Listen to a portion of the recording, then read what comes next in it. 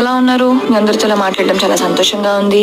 2 అగ్గి పుల్లలను పక్క పక్కన నించోపెట్టి అందులో ఒక్కదానికి మనం నిప్పు అంటించినా రెండోది కూడా ఆటోమేటిక్ గా ఫైర్ అంటుకుంటుంది కదా.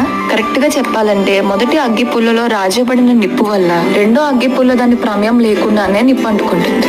బైబిల్లో చాలా మంది రోగులను వారి విశ్వాసాన్ని బట్టి దేవుడు వారిని స్వస్థపరుస్తారు. కానీ వాటన్నిటిలో నన్ను బాగా ఆశ్చర్యపరిచేది పక్షవాయుపు రోగిని స్వస్థపరిచే కాంటెక్స్ట్. ఈ రోగి తన బాధతో ఎంతగా విసిగిపోయాడో గాని నోరిప్పి స్వస్థపరచమని దేవుణ్ణి మాత్రం అడగడు. కానీ అద్భుతం ఏంటంటే హోప్లెస్నెస్ లో పడిపోయి ఆరిపోయిన అగ్గి పుల్లలా ఉండే ఈ వ్యక్తికి నిప్పంటుకొని ఉన్న అగ్గి పుల్లల్లాగా ఆల్రెడీ విశ్వాసం అన్న అగ్నితో రగిలించబడుతున్న 4 బలమైన స్నేహితులు ఉన్నారు. కొన్నిసార్లు మనం ఫేస్ చేసే ప్రాబ్లమ్స్ మనల్ని భయంకరంగా ఫ్రీజ్ చేసేస్తాయి. మన ఫెయిత్ ప్యారలైజ్ అయిపోతుంది. మనలోని ఆరిపోయిన విశ్వాసాన్ని రగిలించడానికి సహవాసం చాలా అవసరం.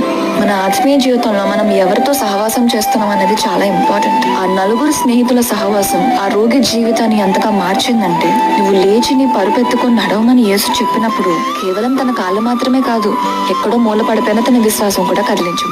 తన కాళ్ళ మీద తాను నిలబడి నడవగలడం ఒక మిరాకిల్ అయితే